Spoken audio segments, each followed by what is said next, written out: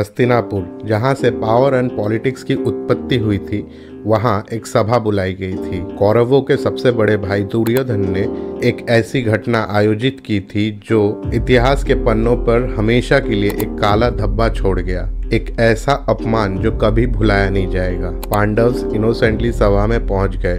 उन्हें इस बात का कोई इल्म ही नहीं था कि उनके पीठ पीछे उनके अगेंस्ट कितनी खतरनाक प्लान्स बनाई जा रही थी। दुर्योधन पांडवों से जलते थे और ईर्ष्या में उन्होंने छल से पांडवों को ट्रैप करने के लिए एक प्लान बनाया जो कुछ ही देर में उनके सम्मान और गौरव को मिट्टी में मिलाने वाला था। जब पांडव सभा के अंदर आए, कौरव और उनके मित्रों की तरफ से पांडवों की तरफ बहुत बैड कमेंट्स एंड इनडायरेक्ट अपमान मिल रही थी। पांडवों की पत्नी द्रौपदी भी वहां इनसिक्योर फील कर रही थी। दुर्योधन ने अपने आंखों में एक हिंसक चमक के साथ पांडवों में सबसे बड़े भाई युधिष्ठिर को एक पासे के गेम के लिए इनवाइट किया। युधिष्ठिर ऑनेस्ट थे, इसीलिए वो जुआ का खेल खेलने के लिए थोड़ा संकोच कर रहे थे। लेकिन तभी शकुनी ने उनका कान भरना चालू किया और वो पासे के गेम के लिए राजी हो गए। उन्हें ये पता ही नहीं था कि वो कितना गंदा और खतरनाक ट्रैप में फंस चुके हैं। जब खेल शुरू हुआ तो वहाँ की एनवायरनमेंट भारी हो गई और चारों तरफ चुप्पी फैल गई।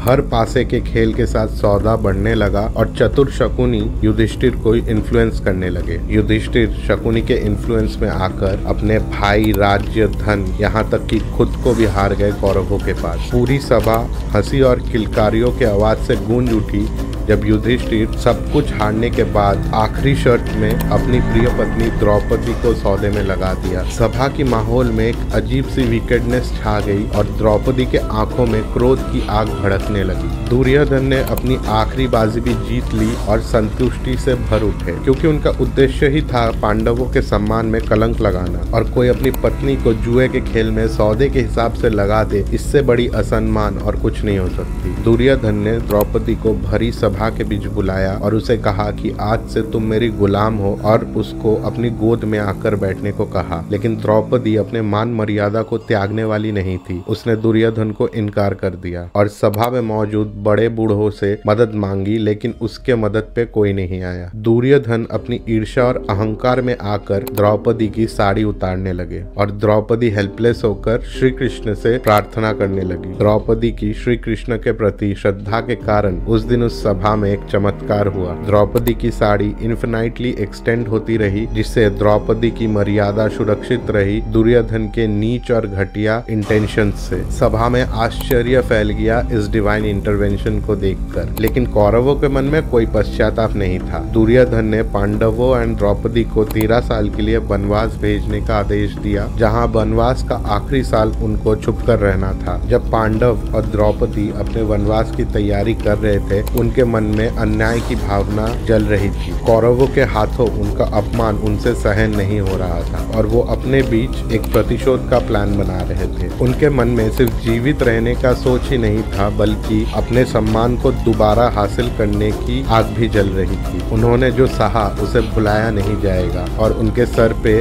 प्रतिशोध की आग जल रही थी, जो हस्तिनापुर को बहुत ही जल्द जलाने वाला था। लेकिन असली प्रतिशोध तो वो था जो परशुराम ने क्षत्रियों से लिया था। जानने के लिए इस वीडियो को देखें and also like, share and subscribe. This is me Soham. Until next time.